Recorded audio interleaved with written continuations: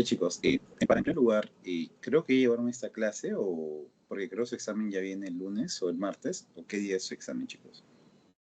Iba a ser el miércoles, pero lo pasaron al jueves por el poder de la manifestación.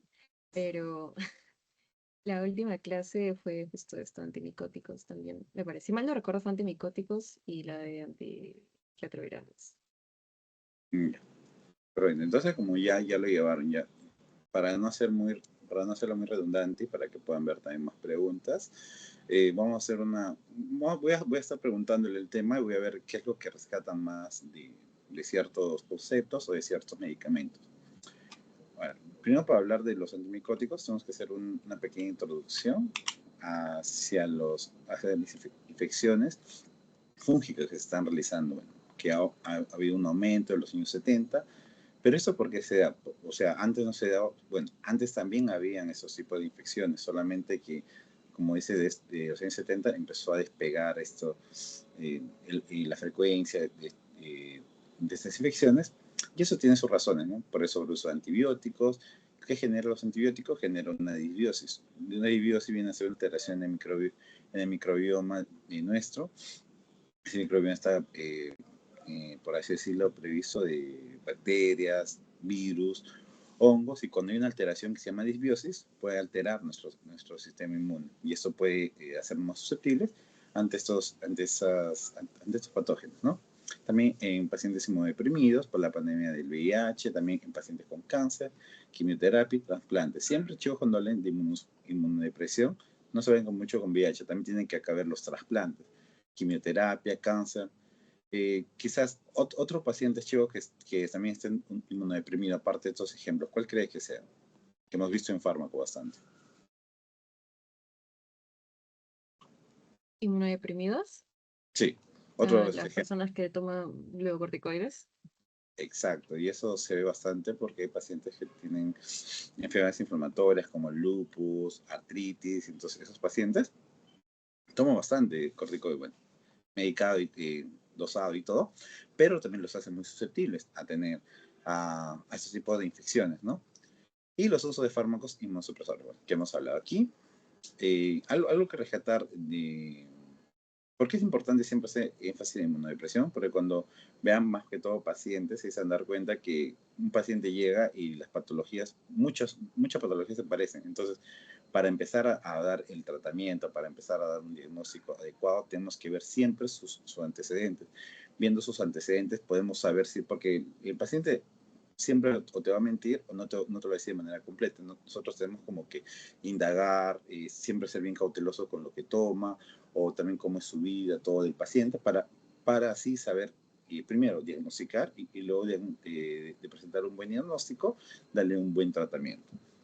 Ahora viendo un poco de la célula de los hongos, vamos a ver que presenta una pared celular y también presenta una membrana celular. Es muy importante esto, ¿por qué? Porque viendo las características de cada uno, siempre cuando hablamos de pared celular está compuesto siempre por proteoglucanos, por proteínas también. En cambio, en la membrana celular casi es lo muy característico, ¿no? La capa de fosfolípidos, y si se recuerdan, nuestro cuerpo también tiene ese tipo de membranas, solamente que por así decirlo, el lípido que está intercalando dentro de esa membrana viene a ser el colesterol, que en este caso en los hongos va a ser el ergosterol. Es muy importante que vayan viendo esto.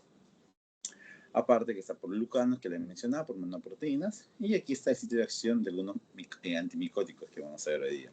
El más conocido es la fotericina B, que actúa en la membrana, eh, eh, altera la función de la membrana, eh, de la membrana celular, sí. La parte del otro son los fluconazol, itoconazol, voriconazol, todo lo que termina en sol, que altera la síntesis. O sea, uno va a alterar la función a través del ergosterol, que vamos a ver en la siguiente diapositiva. El segundo va a alterar la síntesis de cómo se produce de unos componentes de la membrana, y otro va a atacar directamente también a su DNA, que es la fluticasona, que va a atacar a la síntesis de RNA y DNA también. Esta es como una pequeña introducción para más que todo para hacer énfasis en las generalidades y sobre el mecanismo de acción. Y ahora vamos a hablar sobre los poliénicos. Por lo que vieron, chicos, ¿qué medicamentos aquí están dentro de, de la familia de los poliénicos?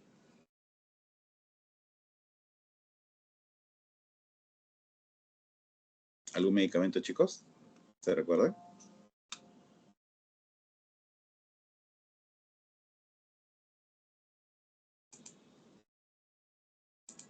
Ya. Entonces, dentro de los poliénicos, vamos a ver siempre, cuando hablamos de por qué se trata de seleccionar siempre por familias, porque uno, vamos a ver que cuando buscamos seleccionarlo así, queremos ver su farmacocinética, que normalmente lo suelen compartir, y también el mecanismo de acción. Por ahí es que se agrupa de esa manera. Dentro de ello vamos a tener a la anfotericina B. La anfotericina B es un fármaco muy bien usado dentro del ámbito intrahospitalario. ¿Y eso por qué se da? Vamos a ver eso por su farmacocinética, pero primero vayamos a ver su mecanismo de acción. La anfotericina B viene a ser como haciendo un símil por así decirlo, los beta-lactámicos, porque los beta-lactámicos atacan la pared celular. En este caso, la anfotericina B va a atacar la membrana. ¿Cómo ataca la membrana de por sí? La anfotericina B tiene esta micosamina que, por así decirlo, va, gracias a la característica química de la anfotericina y a la micosamina que compone, por así decirlo, es como si fuera un captador o veanlo como un imán del ergosterol. Una vez que nosotros ingerimos o administramos el, la fotericina B lo que va a hacer, va a ir cerca a la membrana celular del, del hongo, y lo que va a hacer es que va a captar todos los ergosteroles que están alternando tanto en la capa extracelular e intracelular. Nos dan cuenta, no solamente está en la capa extracelular, sino también en la capa intracelular. Entonces, es como si fuera una esponja, ¿no? Va a captar todo ello. Y una vez, como aquí ven la figura C, que ya captó todo ello, va a dejar como poros. Estos poros lo que va a generar en el hongo es que va a generar se va a escapar por aquí algunos iones, y aparte ello va a generar la lisis del hongo también. Aquí también está escrito, se une al ergosterol, secuestra el lípido, se puede entender así, forma por otras membranas, fuga de potasio y otros iones. Se hace énfasis en fuga de potasio porque más adelante vamos a ver cómo influye eso en el daño renal. Muerte celular por despolarización y lisis.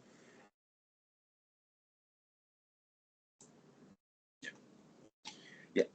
Y una vez conociendo ya el mecanismo de acción, es importante porque lo vamos a ver en los medicamentos.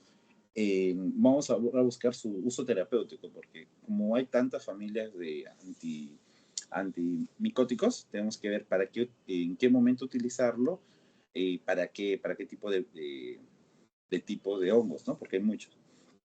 Como que dice, es un fármaco fundamental para micosis sistémicas graves. Importante. O sea, esta fotericina no se va a tratar para como una crema tópica, no se va a tratar como por vía oral. No. Está destinada para micosis sistémicas graves. Traten de relacionarlo, que esto tiene que estar de la mano, o sea, tiene que ser en el ámbito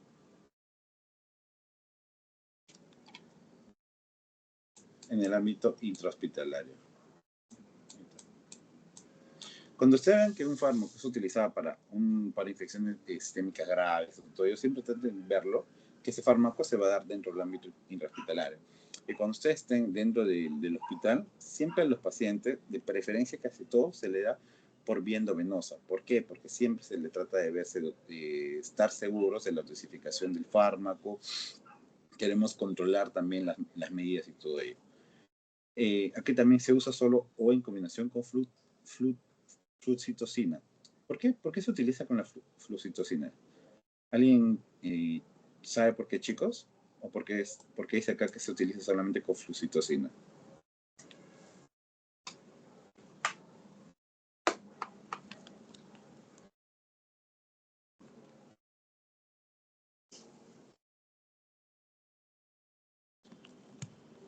¿Alguna idea, chicos?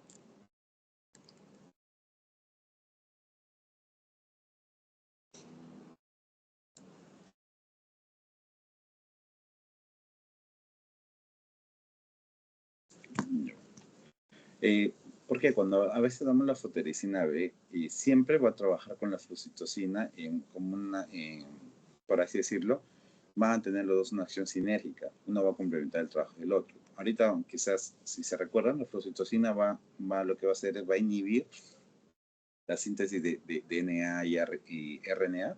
Entonces, si nosotros atacamos a la pared, a la membrana celular, y a la par atacamos la síntesis de su genoma, vamos a tener dos tipos de mecanismos de acción distintos para el mismo patógeno.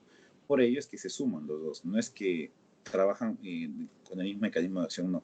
Trabajan con distintos mecanismos, entonces por ello es que se le da siempre acompañado de la flucitocina.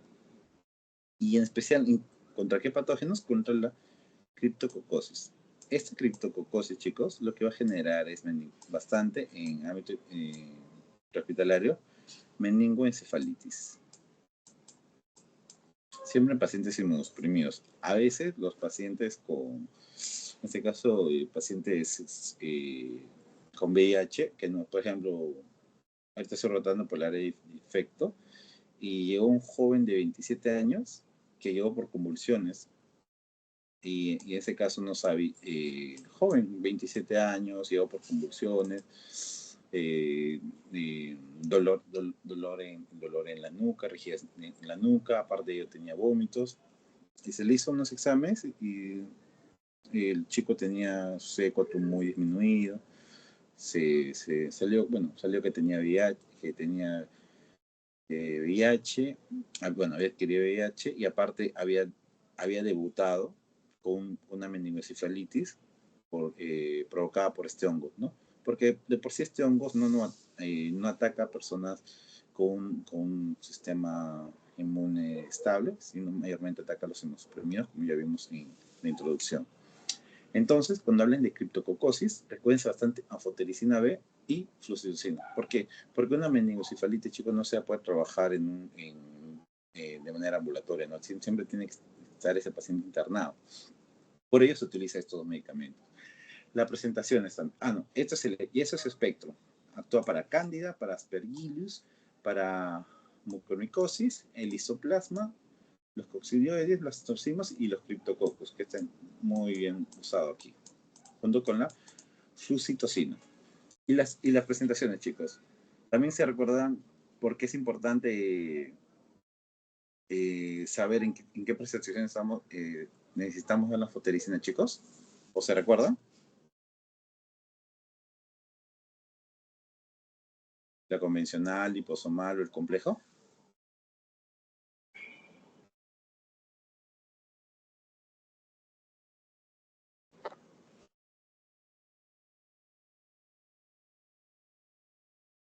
Yo la verdad ese tema no sé muy bien. Yes. Cuando hablamos de fotericina, en sí tenemos que tener bastante cuidado con las presentaciones que vamos a dar al paciente, porque cuando hablemos de la manera convencional, utiliza como un transportador para que pueda movilizarse este medicamento dentro de nuestro cuerpo. En el caso del convencional, si no me equivoco, es algo de sodio. Si no me equivoco, era un nombre raro, creo que tiene.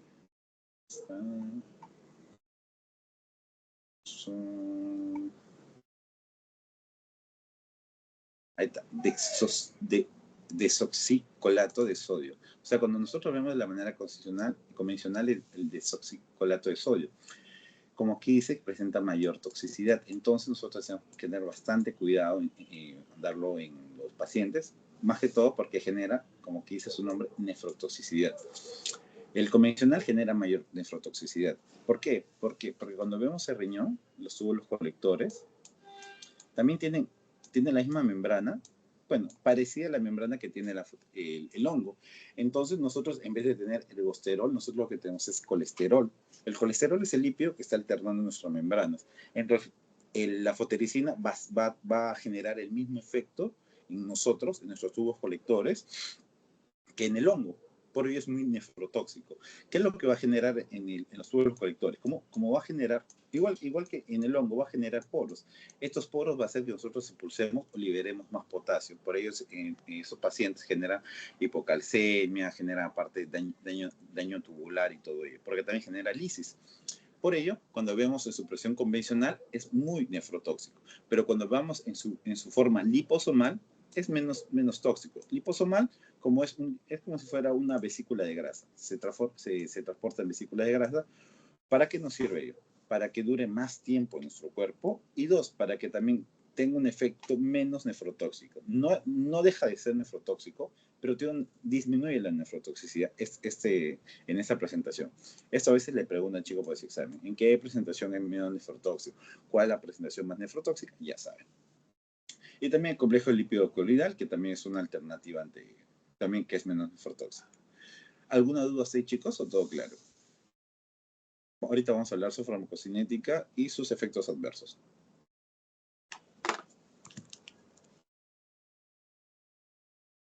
La nefrotoxicidad es en general, o sea, no es si una persona es que metaboliza más rápido o lento el medicamento, sino como que No, en la mayoría de pacientes es nefrotóxico. claro, es en la mayoría de pacientes porque de por sí el medicamento va a viajar va a generar lo mismo que genera al hongo, lo va a generar en su riñón. Por eso es un poco tóxico. Por eso se reserva siempre para micosis sistémicas graves. Cuando ya no queda de otra, se utiliza, a pesar del daño que pueda generar. Es- Ahora vamos a ver su farmacocinética. Pero como ya han visto, ya hemos hablado un poco de sus efectos adversos. Y ahora vamos a hablar de su farmacocinética. Como les he mencionado, si bien solamente se da para infecciones sistémicas, se da por vía endovenosa, intratecal. ¿Por qué intratecal? Intratecal es cuando directamente vamos al líquido cefalorraquídeo. ¿Por qué? Porque se presenta en pacientes con meningoencefalitis. Entonces, nosotros queremos que haga efecto de una manera más rápida, le damos por vía intratecal. Y también por vía inhalada. Su unión Su unión a proteínas es de mayor al 90%, su tiempo de vida media es prolongada y se distribuye bien a todos los compartimientos, líquido pleural, sinovial y humor acuoso. Es muy importante eso, que tiene una buena penetración, ¿no? ¿Y cómo se excreta? Por vía renal. Casi muy poco se excreta sin cambios al inicio y 40% puede excretarse en orina en 7 días. O sea, es como que se va dosificando su excreción por la orina. No pongo metabolismo porque no se metaboliza en nuestro cuerpo. Casi no tiene metabolismo, casi va o muy poco metabolismo en nuestro cuerpo. Por eso siempre hago énfasis en la absorción, distribución y la excreción. De los efectos adversos,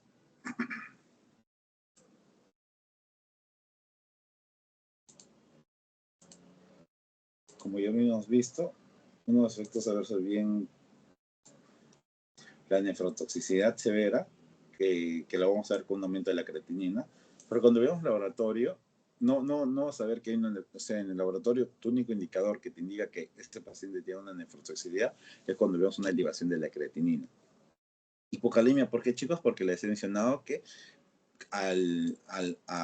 los túbulos colectores, al tener más poros, va a hacer que se liberen más que se liberen, bueno, este fue el tubo colector, por así decirlo. Como se forman poros por la acción de la anfotericina, se libera el potasio, entonces el potasio se pierde en la orina. Por ello es que vemos una hipocalemia. También podemos ver una acidosis tubular. La anemia es por la disminución de la eritropoyetina. ¿Y eso por qué? Porque nuestro riñón también, mientras más dañemos a nuestro riñón es el órgano encargado de sintetizar eritropoyetina. Por ello, pacientes que sufren de nefrotoxicidad o insuficiencia renal crónica siempre están casi anémicos.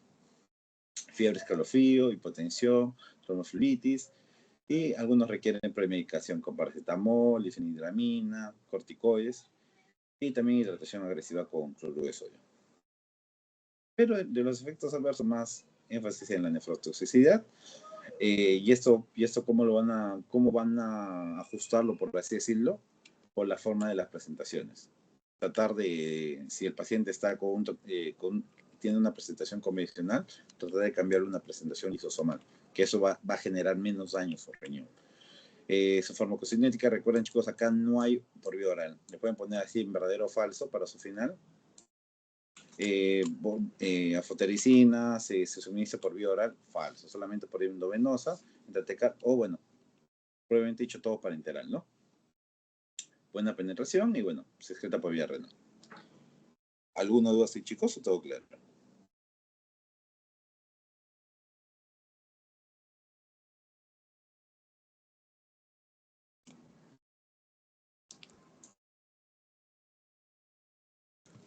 Si todo está todo claro, vamos a ir avanzando con la nistatina. La nistatina también pertenece a la misma familia. Entonces vamos a redundar en el mecanismo de acción porque ambos comparten el mecanismo de acción.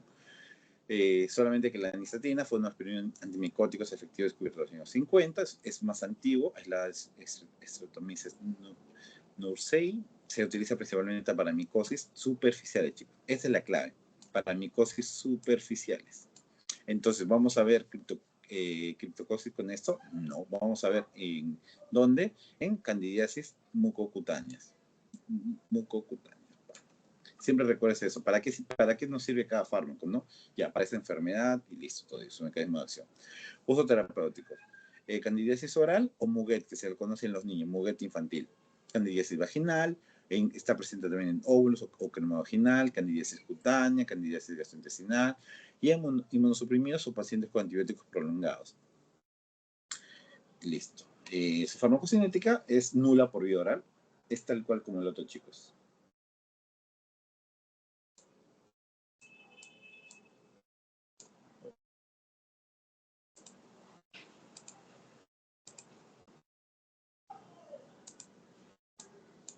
Nula por vía oral. Por eso se puede ingerir como enjuague, suspensión sistémico. Es mínima absorción tópica, o sea, tiene una seguridad muy alta. Como no se absorbe, no llega a sangre de tejidos, no sirve para infecciones sistémicas. Es importante, chicos. O sea, como no se va a absorber, solamente va a atacar al hongo, por así decirlo, en la piel, en la mucosa directamente y no se va a absorber, nos genera una buena seguridad, porque no va a generar unos efectos adversos, porque solamente está atacando localmente al hongo. No sirve para infección. ¿Y cuál es la ventaja de eso? Que no va a servir para infecciones sistémicas, que están ya alojados en la sangre y todo ello. Se excreta íntegramente por ese sin modificación. ¿Cuál es la otra característica que comparten ambos chicos? Que ambos no tienen metabolismo. Se excretan casi tal cual, sin modificar. ¿Cuáles son los efectos adversos? Por la vía tópica, que hay ligera irritación, o puede generar ardor o prurito en la zona aplicada. El prurito, muy característico por quizás un caso de hipersensibilidad. En caso de la vía oral, cuando lo tomemos por enjuague, suspensión sin riesgo, vamos a tener náuseas leves, diarrea ocasional y sabor desagradable. Diarrea porque como no se absorbe, nuestro intestino lo que hace es desecharlo, ¿no? Y puede generar una pequeña diarrea. Y un sabor desagradable. Así chicos, ¿alguna duda? Todo claro. Porque eso es todo de la nistatina. Recuérdense bastante que esto sirve bastante para micosis superficiales, pero una pregunta que le pueden hacer que esto no sirve para enfermedad de la tiña o la caspa, ¿no? Si les preguntan, como dicen, se utiliza para micosis superficiales, podemos usarlo también para la tiña. No, no se utiliza para la tiña, recuerden esto. No para la tiña, pero sí para candidiasis oral, muguet para niños. O sea, si ya saben, para un niñito que tiene candidiasis en la boca o para una mujer que necesita candidiasis vaginal o gastrointestinal, en algunos casos, se le suele dar. ¿Todo claro aquí, no, chicos? Sí. Perfecto. Entonces vamos a seguir con la...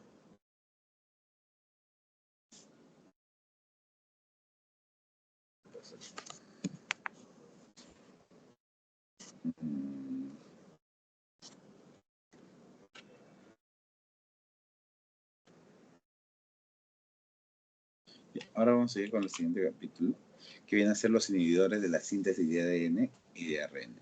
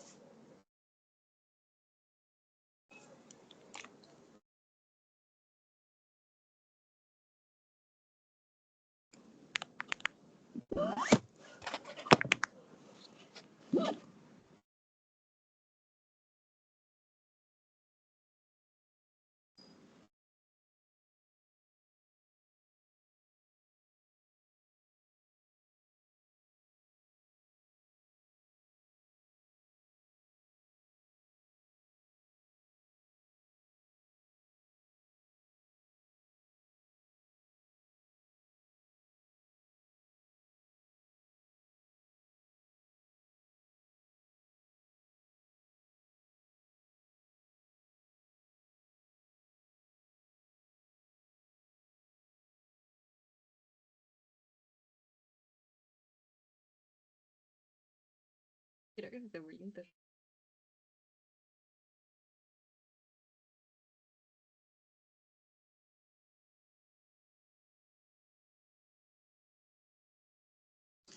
Perdón, chicos. Se coló un poquito. Ahora sí. Ahora vamos a ver los inhibidores. Bueno, y el único fármaco es que es inhibidor de la síntesis de ADN y de ARN. En este caso vamos a hablar de la flucitosina. Como habíamos mencionado anteriormente, la flucitosina se acompañaba siempre a la fotericina B cuando estemos tratando, en este caso, la criptocosis. Vamos a hacer un pequeño zoom para ver unas pequeñas generalidades. Ya, listo.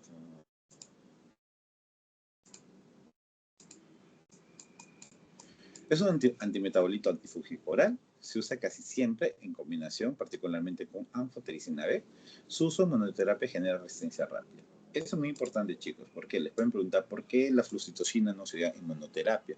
¿Por qué? Porque genera resistencia.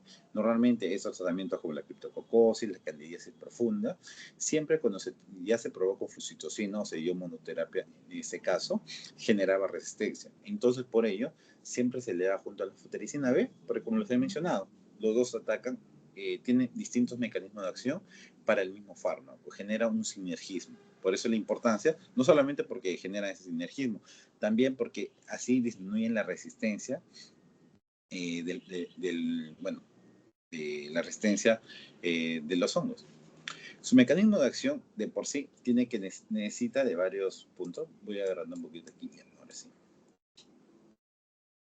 El mecanismo de acción necesita, por ejemplo, la flucitosina para que pueda entrar a la célula, tiene que tener esta enzima que se llama la citosina deaminasa. Esta citosina deaminasa solamente está presente en el caso de los hongos, no está en el ser humano. No hay esta enzima en el ser humano, porque imagínense, si esta enzima nosotros lo tuviéramos, también inhibiría la síntesis de ADN y DNA y RNA en nuestro cuerpo, y puede generar también un efecto citotóxico. Por ello, esto solamente no está presente en el hombre. Esta enzima, que es muy importante para que pueda hacer efecto. La flucitosina se va a convertir en 5-FU, luego este 5-FU-UMP, y a la par va a tener dos, por así decirlo, dos productos. Uno que es la 5-FUTP a través de la ribonucleótido reductasa, la 5-FD-UMP. ¿Se dan cuenta? Estos son monofosfatos o trifosfatos, todo ello. Esto es lo que hace inhibir como que es transportada por la permeasa del hongo, convertida por citosina aminasa, inhibe el timidato sintetasa, en este caso la enzima que forma el UMP en TMP, y también se incorpora como un falso nucleótido en RNA. Lo que va a hacer es que disminuye la síntesis de DNA y RNA de manera indirecta. Entonces, esto lo que va a hacer es que va a afectar su genoma va a afectar indirectamente al genoma del hongo, lo que va a generar lo que le va a conferir un efecto bactericida. Pero si solamente si se da junto a la fotericina B.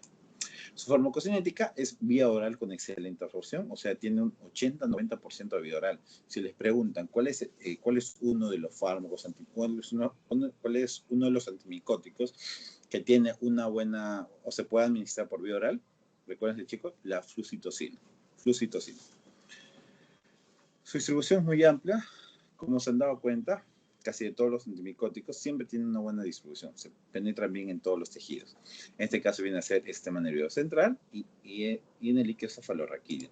¿Por qué es importante, chicos? Porque si no tuviera esta buena penetración en estos tejidos, no pudiéramos atacar la criptococosis, la meningocefalitis o la meningitis sola que pueda provocar esta. Por ello es importante que tenga esta entrada, ¿ves? Clave meningitis por criptococcus. También puede entrar en el humor acuoso, o sea, en el ojo y en el peritoneo.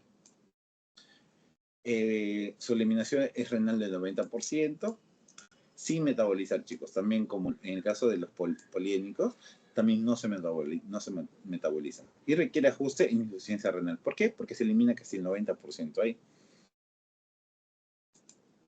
A ver. El uso terapéutico, esto es importante, chicos. Tienen que eso saberlo muy bien.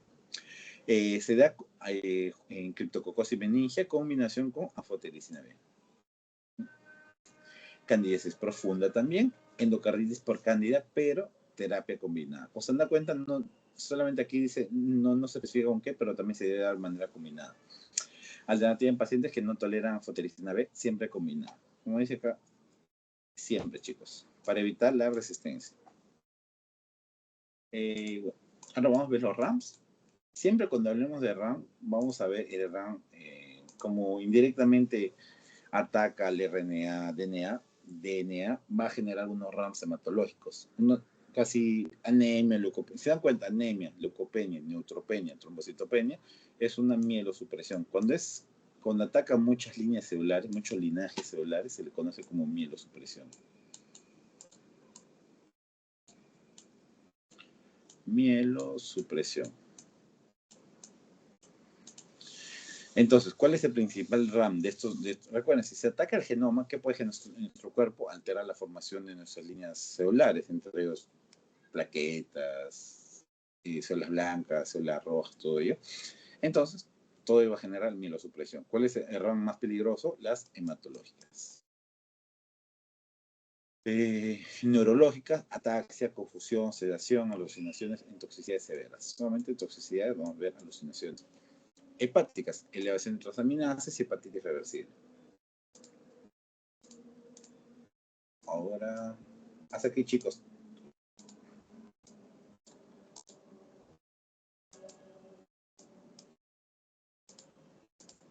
¿Todo claro, sí, chicos? ¿O quedó alguna duda? Está todo claro por mi lado. Ya, perfecto. Entonces vamos a ir avanzando con el siguiente. Vamos a ver las equinocandidas. De las equinocandidas, vamos a ver, bueno, de por sí son antimicóticos fungicidas contra cándida y fungistáticos contra aspergillus. Como se dan cuenta aquí, vamos a hablar más de las aspergillus, que también es un hongo muy importante que se aloja en nuestro pulmón. Recuerden, antimicóticos fungicidas, o sea, matan directamente la cándida, y fungistáticos. Y fungistáticos contra las aspergillus. Fungistáticos mayormente se le dice cuando inhiben la síntesis de proteínas que tenga el hongo, y fungicidas cuando atacan el genoma o su pared celular. En este caso, su gran ventaja es que tiene muy baja toxicidad en comparación con los polienos y azoles. Como se han dado cuenta, los polienos es muy nefrotóxico. Ataca mucho al riñoncito. Y ahorita vamos a ver los azoles, a qué tipo de toxicidad se refiere. ¿Cuál es lo bueno de las equinocandinas? Que tiene muy baja toxicidad, tiene un muy buen espectro contra la cándida y los aspergillus. Y el mecanismo de acción vamos a ver. Ya no vamos a ver aquí en la membrana, vamos a ver aquí en la pared celular. Como les había mencionado, la pared celular está llena de glucanos, monoproteínas, quitinas. Es una combinación de muchas glicoproteínas. Lo que va a hacer esto va a inhibir la enzima que se encarga de producir los glucanos, que es la 1,3 beta de glucanosintetasa.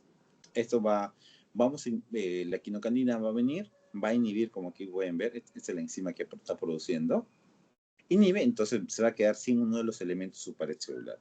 Eso lo que va a generar es que haya una debilidad y bueno, que presente una labilidad la pared fúngica, ya no va a estar tan estabilizada, no va a tener tanta resistencia.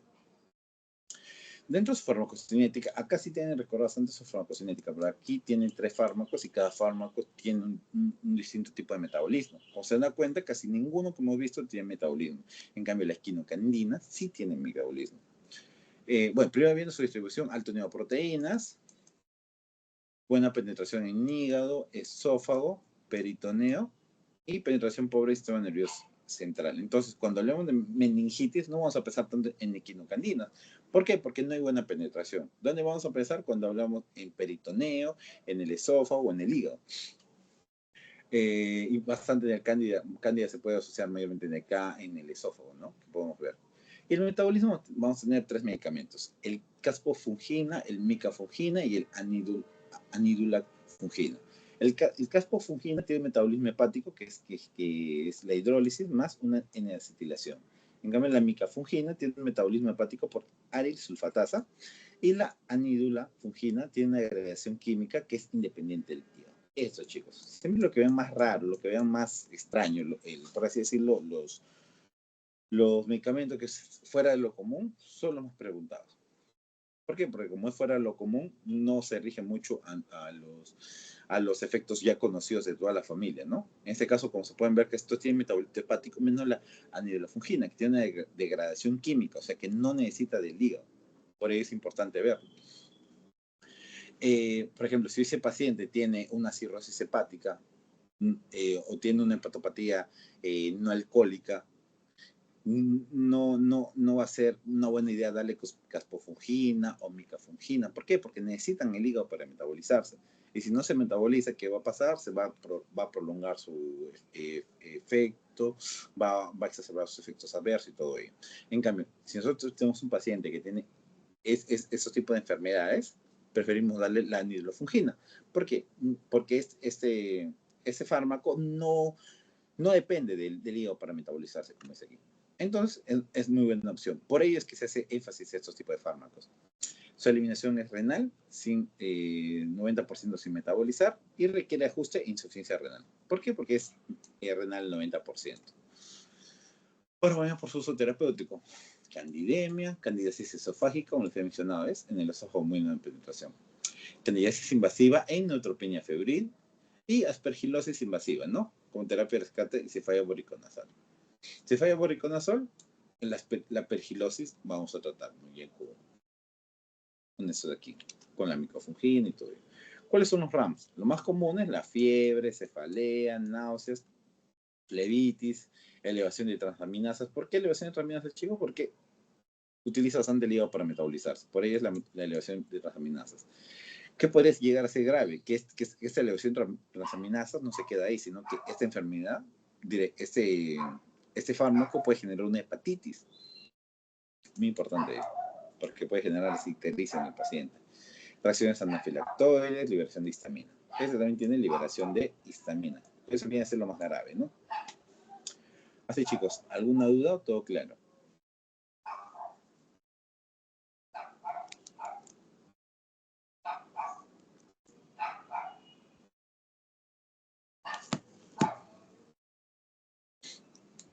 Sí, perfecto. Entonces, si ya está hecho todo claro, vamos a ir avanzando con por último, los azoles. Y los azoles son uno de los más conocidos y los más usados. Por ello es que hay que ver en qué tipo de presentaciones se presentan, consejo qué tipo de presentaciones y cuáles son los efectos adversos más conocidos. ¿Por qué? Porque eso es lo que la gente compra en la calle como si fuera a veces chicle, ¿no? Tiene hongo y se toma eso, se compra, no se dan cuenta los efectos adversos más comunes. Por ejemplo, más que todo los que son por vía oral, ¿no? Como en este caso, como he visto, la flucitocina. En cambio, estos no, que son por vía endovenosa, no. Dentro de los azoles, ¿cuál es el mecanismo de acción? Va a atacar también la membrana celular, pero no va a atacar de la misma manera que hacía la anfotericina B, sino que esta va a ir a la síntesis por así decirlo, de los esteroles. Por ejemplo, si lo normalmente es que se forma un ergosterol, en este caso va a interrumpir, como aquí pueden ver, tiene varios pasos para formar el ergosterol. Necesita el G11, el G3, todo ello para que forme el ergosterol. Lo que esto va a hacer, lo que este medicamento va a hacer, va a alterar esta función, va a interrumpir ello y va a elevar estos metabolitos tóxicos que son los esteroles 14 alfa metílicos. Estos esteroles se van a unir y van a reemplazar a estradiol. Entonces, ¿qué es lo que va a hacer? Va a generar también una labilidad celular, va a generar una lisis, como se puede ver. Inhibir ya, esta es la enzima clave.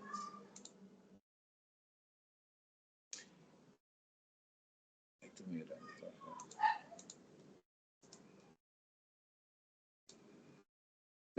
Ionosterol 14 alfa desmetilasa, o el CYP51. Inhiben esta enzimita, inhiben esta enzima, y esto causa disminución de conversión de ionosterol-ergosterol, acumulación de 14, este es el metabolito tóxico, y desorganización de la membrana, lo que lleva a una muerte celular. Entonces se tiene un efecto fungicida, o sea, mata directa la célula. ¿Cuáles son las generalidades, ¿no? Que vamos a ver bastante en estos fármacos? Que son el pilar de tratamiento antimicótico por su eficacia. Su espectro es amplio y su relativa seguridad.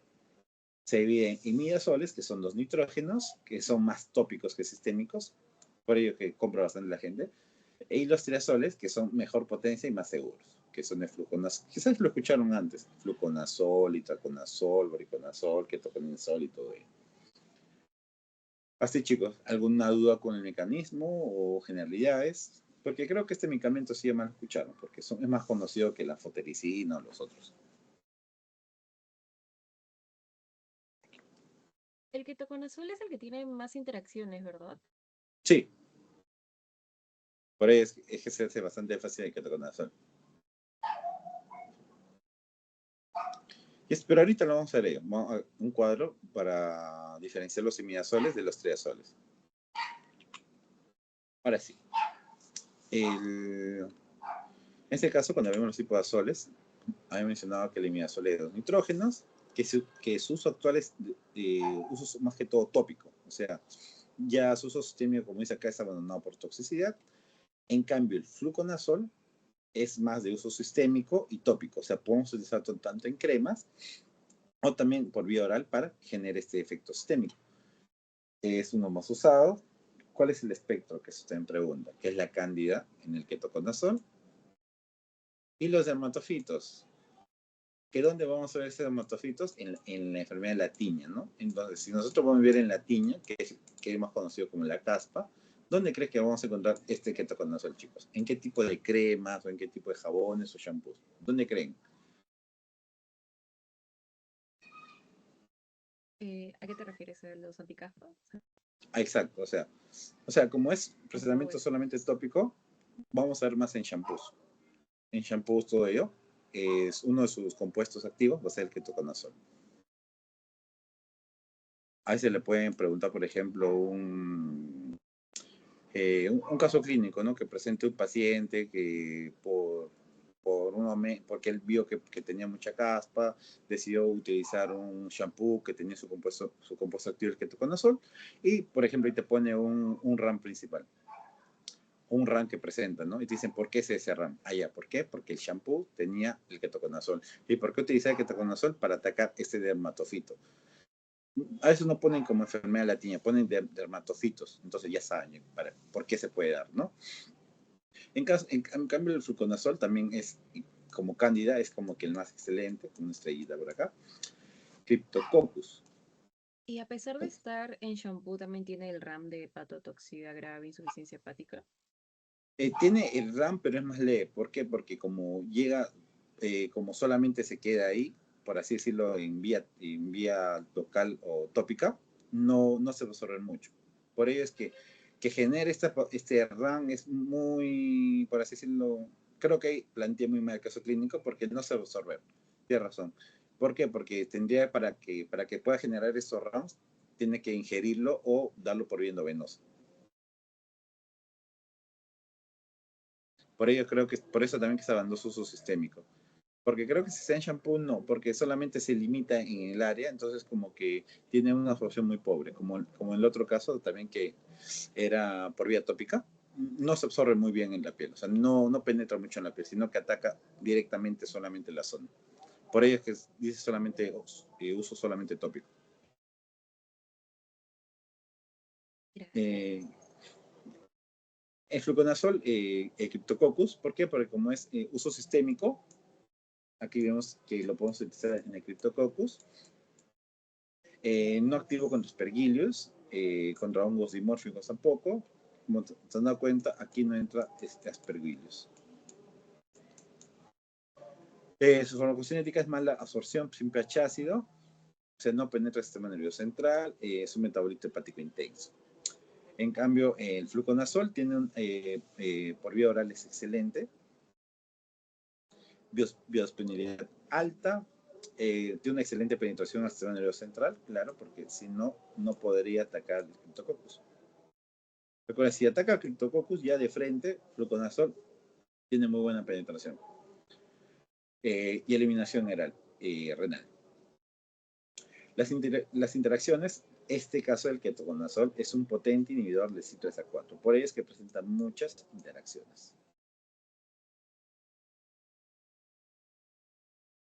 Por ello, justo lo que me has comentado, ¿no? Que este es el que genera más interacciones. ¿Por qué? Porque inhibe bastante el CYP3A4.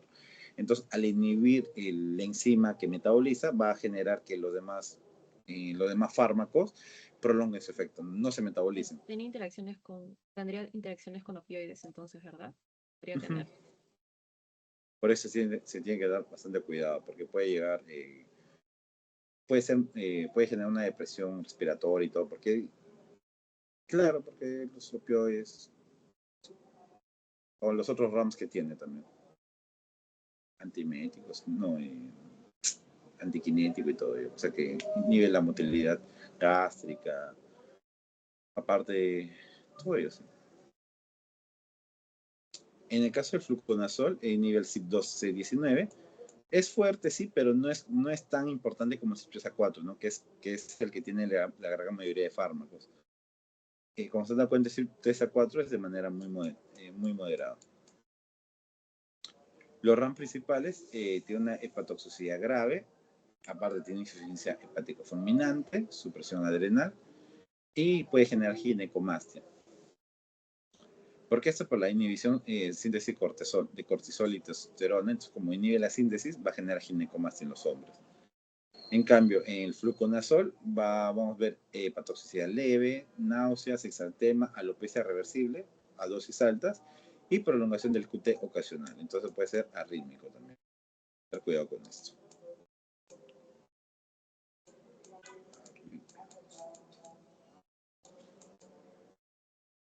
Y por último, la vía de administración es más que todo tópica. Cuando hablemos de ketoconazol va a ser por vía más que todo tópica. Aquí está crema, shampoo. Y el uso oral ya no se recomienda, ¿no? Quizás anteriormente algunos doctores muy antiguos lo utilicen y todo, pero ya.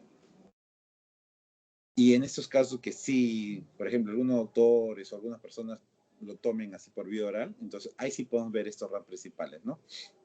En cambio, el fluconazol, vamos a ver que es vía oral y endovenoso. ¿Indicado para qué? Para mucosas cutáneas, dermatitis seborreica en shampoo. Y en cambio el fluconazol para candidiasis oral, esofágica vaginal, candidemia en pacientes estables y criptococosis en su fase de consolidación o mantenimiento, ¿no? Hasta ahí, chicos, ¿alguna duda? Todo claro. Todo claro. Entonces ahora vamos a ver una serie de 4 preguntas para que puedan consolidar lo que hemos visto y luego vamos a hablar sobre el repaso del día de mañana. Voy a hacer un pequeño zoom.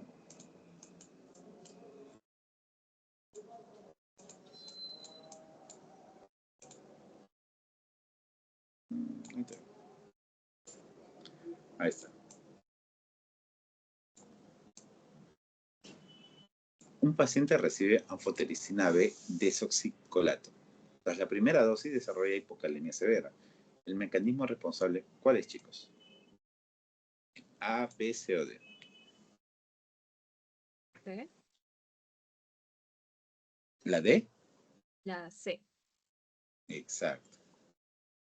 Vamos a ir descartando los demás. ¿Por qué no? Activación intercambiador sodio-potasio, no, porque prácticamente no interfiere casi con ningún intercambiador. Aumento de la renina por vasodilatación renal, tampoco, ¿no? Bloqueo del sodio-potasio, tampoco, porque no va a haber mucho ahí. Entonces, ¿por qué aumento de permeabilidad tubular? Claro, porque viendo, conociendo muy bien o recordando muy bien el mecanismo, vamos a ver, porque recuerden que el mecanismo, así como ataca al hongo, puede ser que su mismo mecanismo nos ataque a nosotros. Como en este caso, puede generar daño tubular, como vimos en el caso de la fluticasina, así como genera daño en el genoma del hongo, y nosotros, nuestro principal RAM va a ser la mielosupresión, porque altera nuestro linaje celular. Listo, entonces vamos a ir viendo aquí.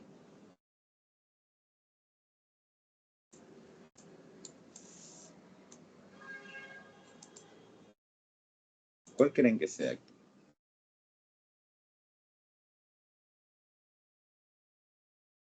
La resistencia a flucitosina por mutación de la citosina permeasa afecta principalmente qué etapa su activación.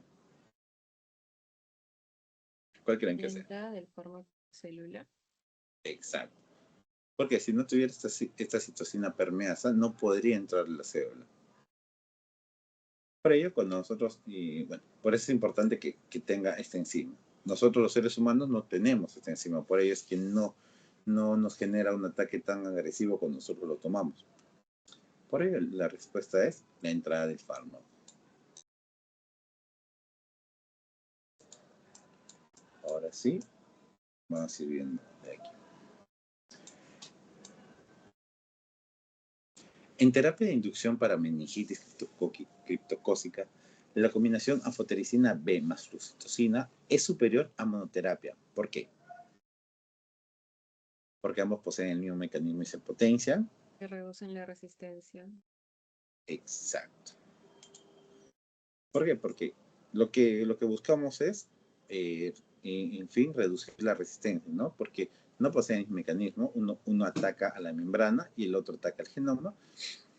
Por eso tampoco no puede ser esto. ¿La fluorescencia neutraliza la toxicidad de la anfotericina? No, porque igual la anfotericina, aunque lo demos con flucitosina, va a seguir siendo nefrotóxico.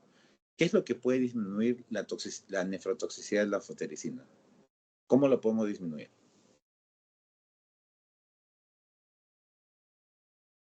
¿Qué dijiste? O sea, ¿cómo podremos disminuir la nefrotoxicidad de la anfotericina? Ajustando dosis, cambiando la Ya, administración. también, pero también su presentación, ¿te recuerdas?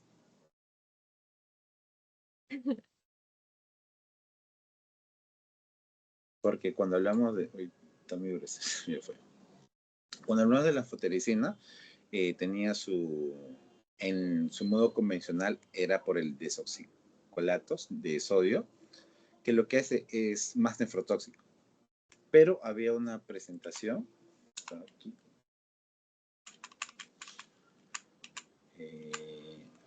aquí está, la anfotericina. Tiene tres presentaciones, la convencional, que genera mayor toxicidad,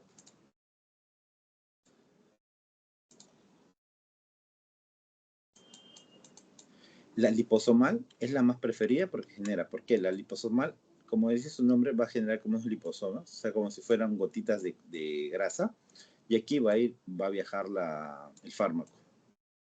Entonces, ¿qué es lo que va a hacer? Va a proteger al fármaco que haga un efecto o que haga un efecto muy descontrolado en el riñón y además va a prolongar su tiempo de vida del fármaco. Por ello, la liposomal es la más preferida. ¿Cómo disminuimos su toxicidad? Cambiando la presentación, como tú dices, también ajustando la dosis, viendo si el paciente también tiene insuficiencia renal, todos son. Por eso siempre uno mejor que otro va a disminuir su toxicidad, ¿no? Pero ese es el punto. Y ahora vamos con la última pregunta.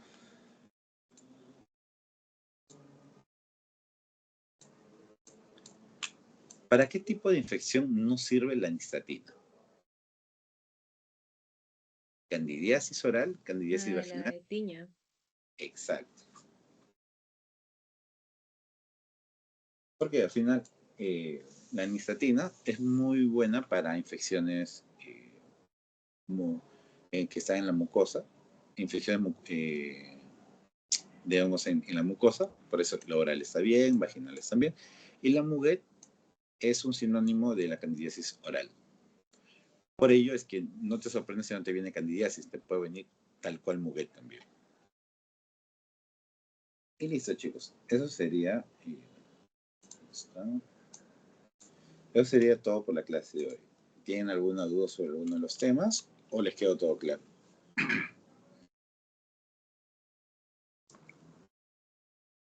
Yo por el momento no tengo dudas, pero quizás más rato sí. Ya, está bien. Si no, también lo pueden escribir por el grupo. Y bueno, cualquier duda, más que todo, porque en las lecturas que le vienen en su seminario profundizan más sobre los temas, sobre cada fármaco. Pero lo que sí les recomiendo es que vean siempre en cada fármaco su uso terapéutico, su farmacocinética, porque aquí sí algunos tienen particularidades. Uso terapéutico y sus ramos. ¿Cuál es el RAM más característico de cada uno? Porque siempre lo usa preguntar en los exámenes los ramos. Y algo que les puede... Ya, eso más que todo. Y el día de mañana vamos a hacer el repaso para su final. Como me dijeron que va a ser el jueves. Sí. Eh, ¿Quiere decir algo, Jimena? No, sino que levanté la mano por error, perdón. Ya sé. Entonces, como me dijiste que va a ser el jueves, igual mañana lo vamos a hacer, cosa que así puedan ustedes repasar el lunes, martes y miércoles con más tranquilidad. Mañana ya dándole los temas que más necesitan. Pero igual, si ustedes tienen alguna preferencia por algún tema para hacer más preguntas, porque no va a ser de manera presencial, va a ser virtual.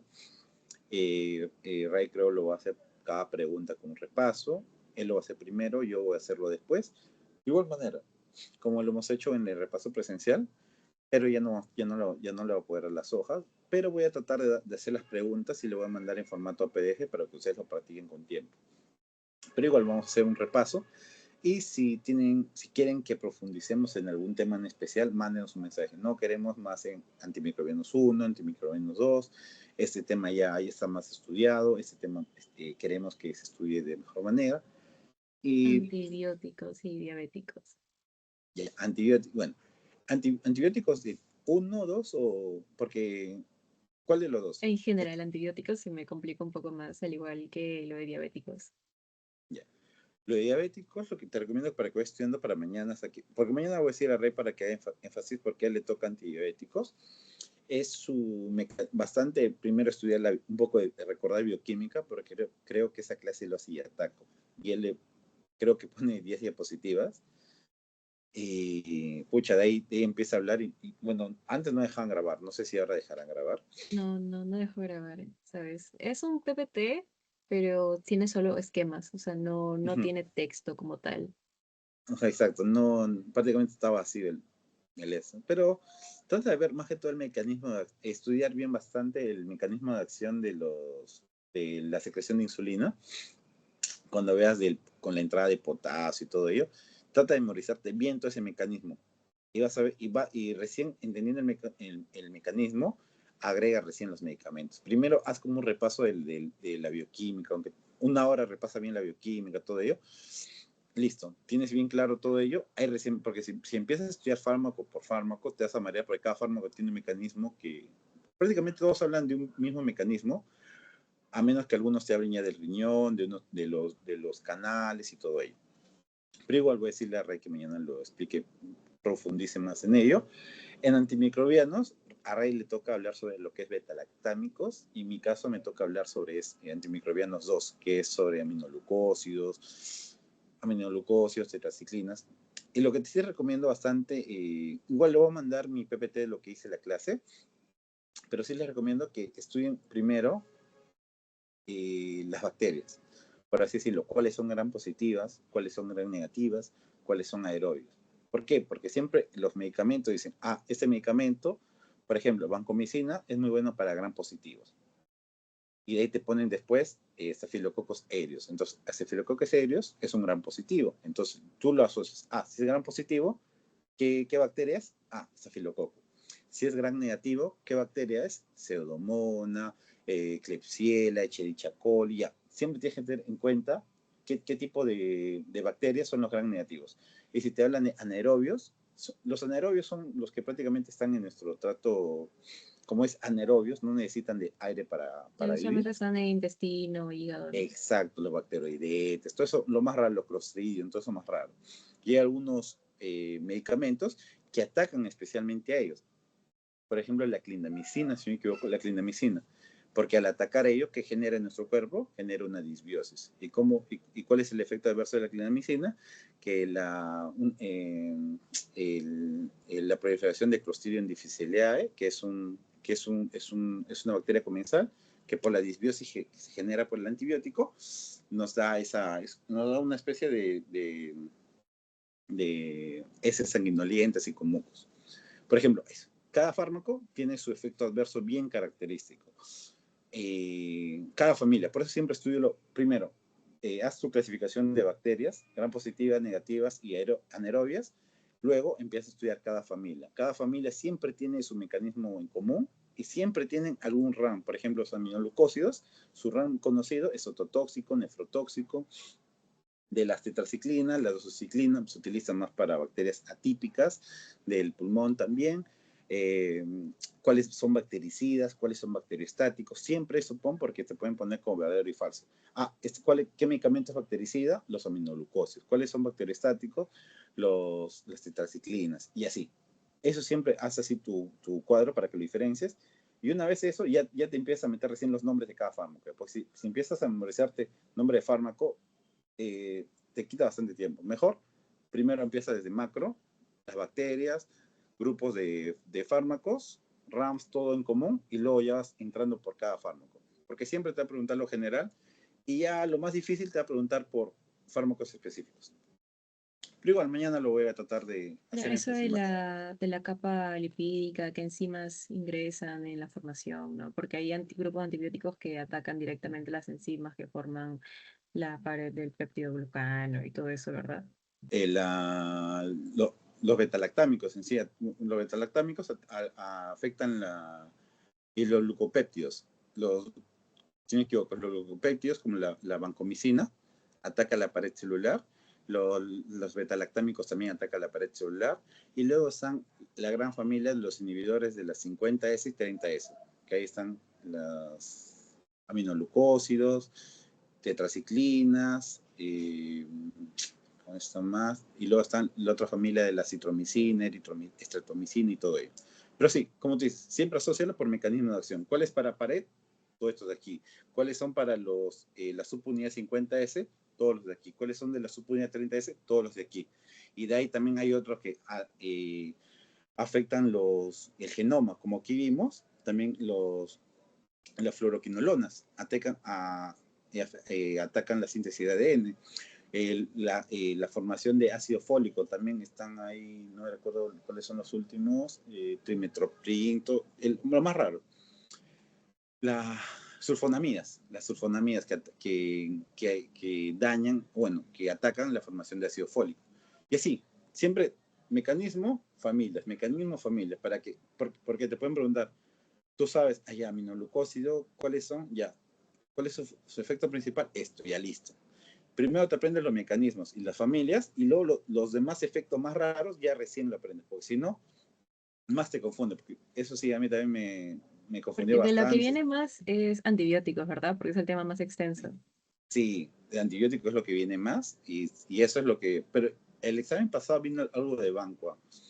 Como que yo sentí que tanto para el primer y segundo examen no vino banco, pero el tercero, por ejemplo, una pregunta que fue banco, que vi que era de la enfermedad de Loroya, creo. ¿Qué fármaco ataca esa enfermedad de la enfermedad de Loroya? No me recuerdo bien. Mañana voy a tratar de ponerlo. Pero sí, como te digo, bastante antibiótico viene. Antibiótico 1, antibiótico 2. Y antituberculoso es más bonito ya. Sí, Antituberculosis, antituberculosos, ese tema sí me gusta. Ese sí, sí siento que me lo sé, pero antibióticos, no, no. Por eso trata de asegurar antibióticos y luego ya antibióticos 1 y 2 ya trata de así, al menos saberte el mecanismo, familia y sus ramos. Ya lo demás, si es específico, ya fue. Trata así, si ya no te queda tiempo ya. Y también ver los demás temas, porque antidiabéticos también pueden venir así. Igual mañana Gracias. vamos a hacer énfasis. Qué listo. Entonces voy a para la grabación. ¿Dónde está? Le voy a pasar por aquí el post.